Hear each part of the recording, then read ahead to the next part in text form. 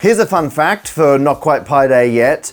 Did you know the average distance of any point on a sphere to an axis, like a line right through the middle of the sphere, is pi on 4? I mean, it's not super surprising. We've got a sphere, so pi is going to show up. But pi on 4 drops out really nicely if you look into it. And you're only one double integral away.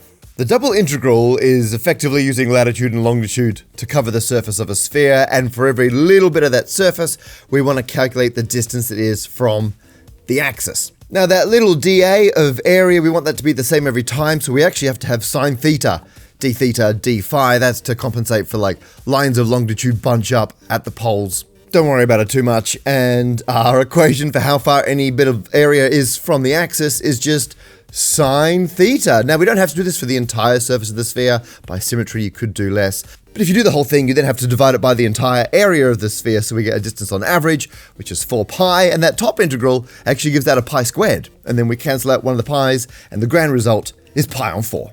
Okay, in hindsight, maybe I said drops out nicely with too much confidence. You get there eventually in the integral, bit hand wavy, little messy. If anyone out there comes up with a nicer visual way to explain that, Grant, let me know. I don't know why we got distracted by the integration in the first place. The point is an average of pi on 4 away from the axis on a sphere. And this is not the Pi Day video. That will be coming up later, closer to Pi Day. This is a MoonPi update video, because that is how we're going to calculate pi on the moon.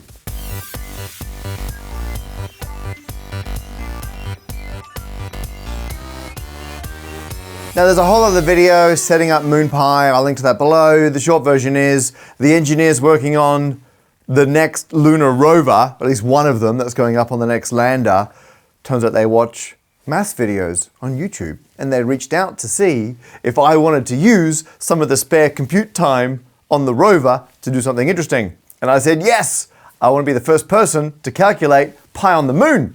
And good news, it's happening. So last time I said we had a lot of costs to cover, because any extra cost we cause the mission we have to pay for, and you've done it. We started a Kickstarter campaign and it's been double funded. So now we get 2 attempts to calculate pi on the moon, because space, science, it's a risky business putting things in space, or so I've heard. So it's happening, I'm so excited, I'll talk more about it at the end of the video, but the cliffhanger I left you on last time was what method are we going to use to calculate pi on the moon? We already established we're going to be using a probabilistic approach to calculating pi, and we're going to take the data from the sensors on the rover to sample the lunar environment as our source of randomness. And the reason we're doing it this way is because we're not allowed to actually drive the rover around, but we did want the method to somehow involve the lunar environment we're in. And little update, I think I found a loophole.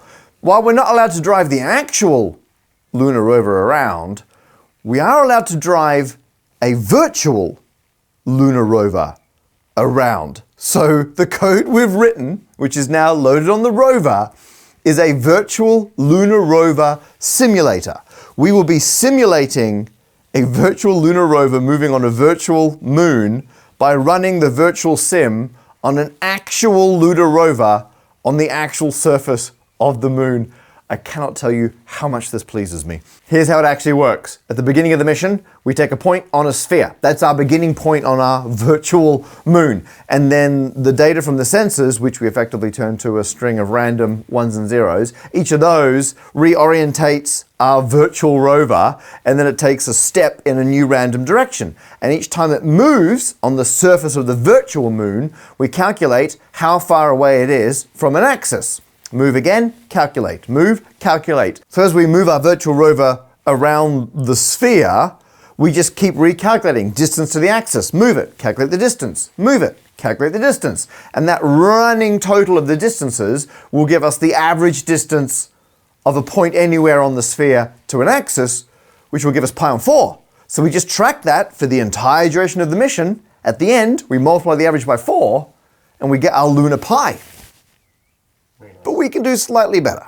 We can actually converge in on pi a little bit more efficiently if for every step, instead of just calculating one distance to one axis, we calculate loads of distances to loads of axes. And to arrange them, we're going to base it on an icosahedron. Now that's because we get loads. There are 12 vertices and 20 faces on an icosahedron, and all of them pair up. So for example, on a D20, if you roll it, one face will be on the table and one face will be facing up. They always pair up.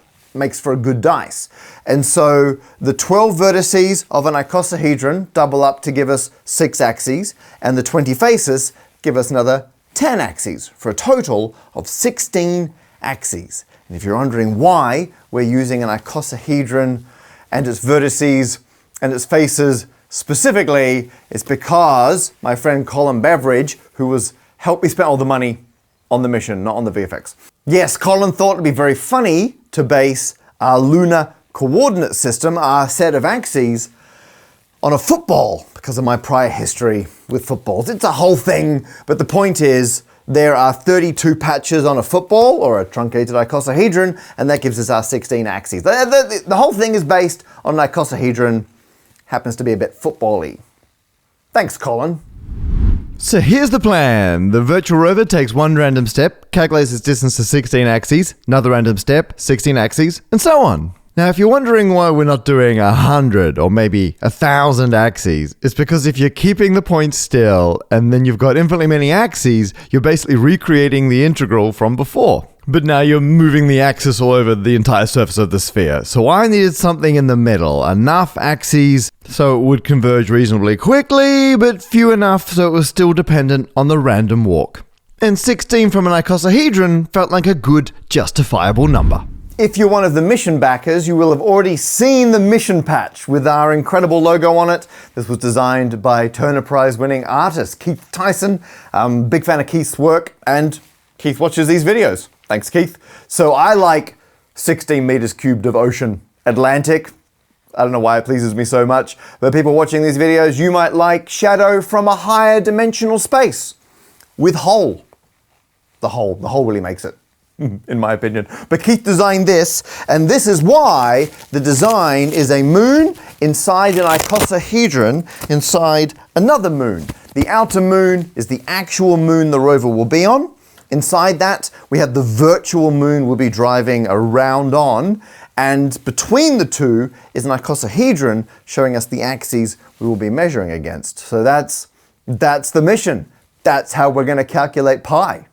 A reminder that we are the lowest priority mission on the lowest priority rover. But the point is we're going to the moon, and whenever the rover is not doing real science, when it's got some downtime, it'll start running our code, and we'll start calculating pi with our virtual rover, and we'll continue its drive around the virtual moon for as long as the mission lasts. And I just like the fact, like whenever the rover goes to sleep, because we get the downtime, right?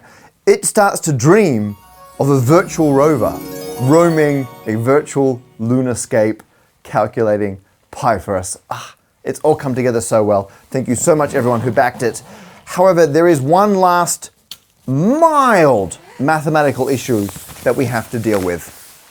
Let me show you a simulation we did to get a sense of how likely we are to get a good value of pi. And by good value, I mean 3.14. Annoyingly, like almost everyone knows pi is 3.14. People know many more digits, and they forget just what a ridiculous level of precision that is. So people aren't impressed by 3.2, even though they should be. So here's our virtual moon, and the dot is where the rover is going to start, and I set the virtual rover going, and we're now moving on a random path around the moon. We're using simulated data. Hopefully this is pretty much what we'll get on the moon. And at the top you can see how many steps the rover has taken, and you can see our current estimation of pi, which currently is not bad. Oh, it's getting worse. And we realized pretty quickly this is converging way slower than we expected. And the issue is we're taking very small steps. And while that makes for a nice, fun, continuous path around the lunar surface, the reason it's not converging well is because each new step is basically the same value again. Like, small steps means you barely change value to value. And another way to look at it is it takes a very long time to cover a lot of the surface. So you can see here we've now stopped. That was a simulation for 10,000 steps. You can see big gaps of the moon we never got to. And the estimation is 3.07 if I'm being generous. That's not good. So we ran a bunch of simulations for different step sizes to see what would converge fastest. And again, I'm hugely in debt to Colin Beveridge, who was working on this. Ben Ashford did loads of simulation work. And of course, my brother, Steve Parker, who was writing the code. And we realized the ultimate step size is about a half of the lunar radius. So if I set that going, and this is just 100 steps, and it looks a bit angular because we're, choosing from a finite number of angles each time. After 100 steps, 3.16. It's pretty good. Here's an interactive version of that final frame, and if I drag the moon around, oh, it's not happy. Okay, it's eventually chugging around. If I drag the moon around slowly so you can see all different sides, you go, actually, after 100 steps, that's pretty good coverage. So because we're taking such big steps, even for only 100 of them, we've sampled most points on the sphere, which is why we're converging quite fast. And for completeness, here's many, many more giant steps on the surface of the moon. Now, we don't know how many we're going to get. The mission runs until it doesn't. And every time it does a lunar observation of pi, a loop, we get sent the data back. And that will happen every 5 seconds, nothing else important is happening. And at some point, we just won't get any more loop data because the mission is ended. We don't get a final data dump. But you can see on this simulation, we're coming up on 1,000 steps, 3.14. Come on. I'm mildly optimistic we will get closer to 10,000 than 1,000, but we don't know. So with this method, after 1,000, we would have got 3.142. God, that's not bad. I'll take that. So that's the plan. The only mild downside is now, instead of it being this wonderful, adorable little meandering walk that the virtual rover is taking, as the real rover sleeps and dreams of electric moons, because the steps are so big, it's basically teleporting from place to place, picking, this is why it converges fast, effectively random points on the lunar surface. But that's fine. Officially, we're just telling it to go to this next point, which is 0.5 lunar radii away, and it's finding its own way there. It's pretty clever. Very smart little virtual rover. So that's the mission. That's the whole mathematical plan. A lot of people have been asking about what the rest of the mission is. Like, what's the actual science that's happening? Great question. I've been waiting until everything has kind of been de-embargoed so I can discuss it. And there will be a video later where I look at the engineering and science behind the rest of the Griffin 1 mission. It's all very exciting. And in terms of our specific mission, I don't know if I'm allowed to release the code yet. People have been asking. I'd love to share the code.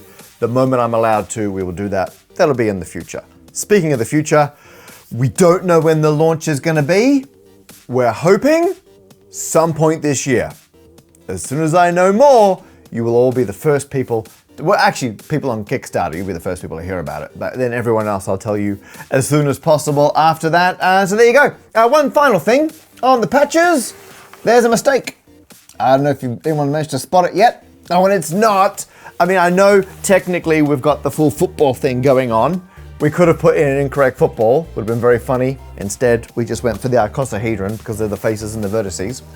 Oh, and if you do want a patch, we can't take any more supporters on the mission because we have everyone we need. Thank you so much, all the schools who got involved, all the backers on Kickstarter, all my Patreon supporters. I've got you all in there as well. Make sure you're checking your email to get the details to log in. Check your account. We can't have any more backers. No one can change their names now. It's all been loaded onto the rover. Very soon the rover will be put irreversibly onto the lander. So exciting.